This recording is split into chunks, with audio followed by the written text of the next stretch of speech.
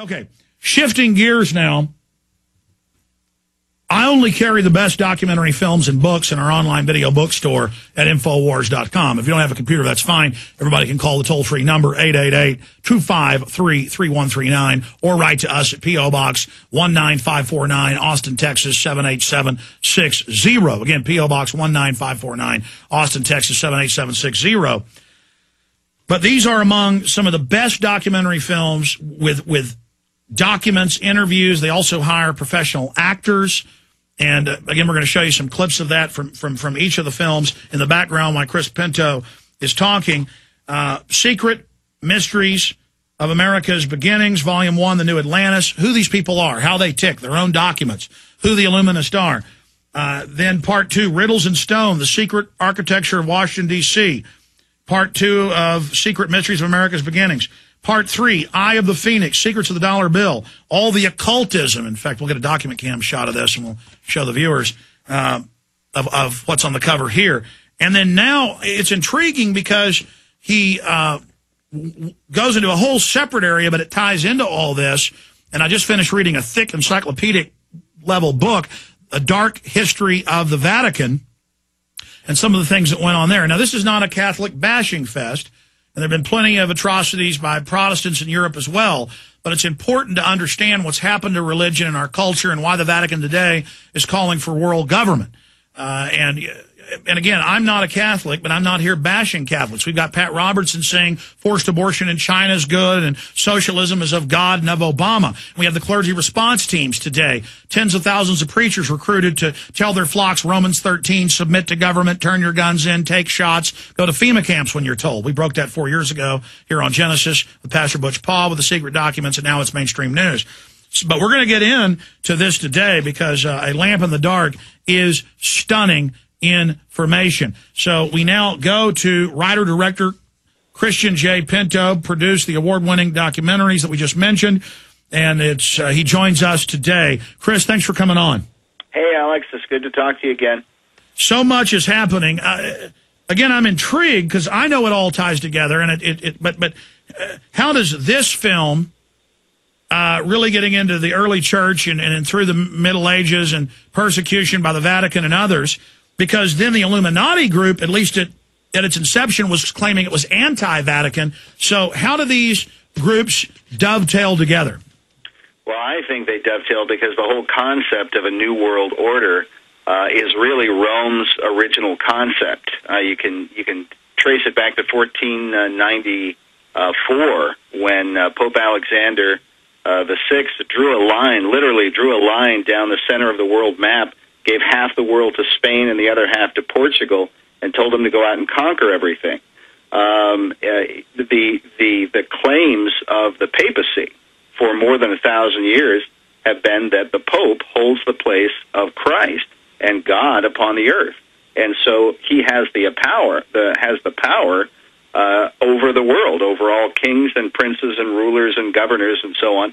They're all supposed to submit to his authority, whether they know about him or not. Some people might remember the film years ago with Richard Chamberlain, Shogun, the big, long 6-hour series that was based on the book by James Clavell. Well, at one point, the storyline basically is it's this English sailor who's stranded on the Isle of Japan, and he learns the ways of their culture and so on. And there's all of these Jesuit priests that are there in Japan.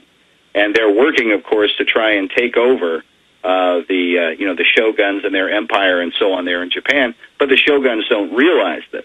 And Richard Chamberlain at one point is trying to warn them about what these guys are doing. And he informs them at some point that the Pope had given their land over to the Portuguese. And they're looking at him and say, well, this is not possible. How is this possible? And so on. Of course, they had no idea that the papacy and the Vatican had made these claims for centuries. And they had the Portuguese rudders. That was the big secret, was that the Vatican had the good maps of the seaways that nobody else had globally. Right. And from what I understand, the Jesuits actually counterfeited some of the maps and showed them to the shoguns to deceive them about the land masses and the waterways and all that kind of stuff. Well, let's fast forward for a moment. In my research for Endgame Blueprint for Global Enslavement, we discovered that the Bilderberg Group, with some key people from the Vatican, actually in the early 50s, and this has now been declassified, that they had the idea for the European Union, and that was the Treaty of Rome, then that was expanded in 1957 when they officially really started setting up the European Union, and that's why a few years ago they had the 50th anniversary in 2007 of the EU, when the EU wasn't officially set up until 2000. Yeah, the EU is said to be a total Vatican project by, in the book, The Power and the Principality of Europe, that was set forth by an English Conservative Party member, Anthony, I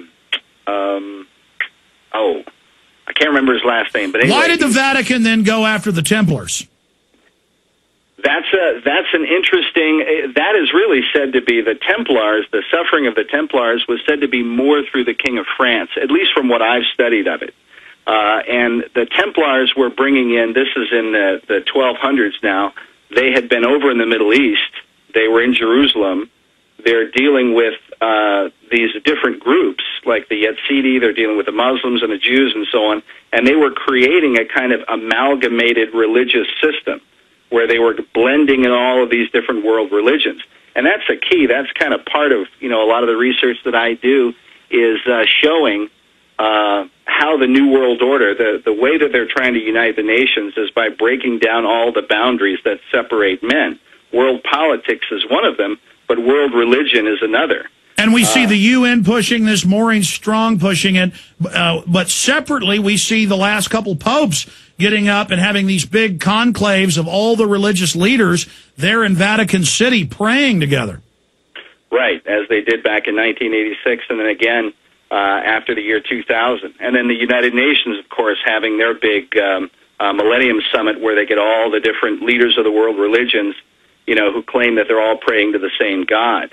But that's all part of this move to create a one world religion, or a world religious belief system that will go hand in glove with a world political system. But from the beginning, Rome was using Christianity as a political tool once Christians were able to become dominant. So I'm going to try to shut up now. We're about to go to break, but let's go through the chronological order of what the film covers, because it's key information.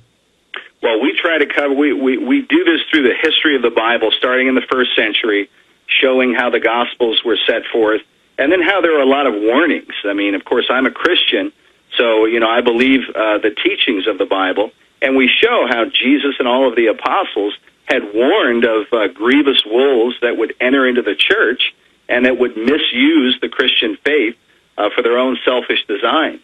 And so those warnings begin, and then we move up forward into the early centuries, and ultimately the conflict really in Rome between Christianity and paganism. And that conflict came to, or what seemed like it came to an end, with Constantine the Great in 313 A.D. And Constantine was the famous general. Rome was a tetrarchy. It was governed by 4 emperors.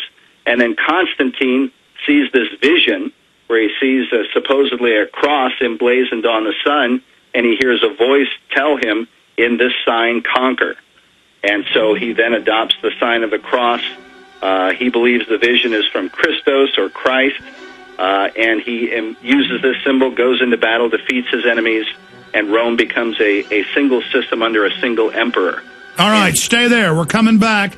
We're going to roll through this history with Chris Pinto, the new film, the 4th in the series, A Lamp in the Dark, The Untold History of the Bible, available on DVD at Infowars.com.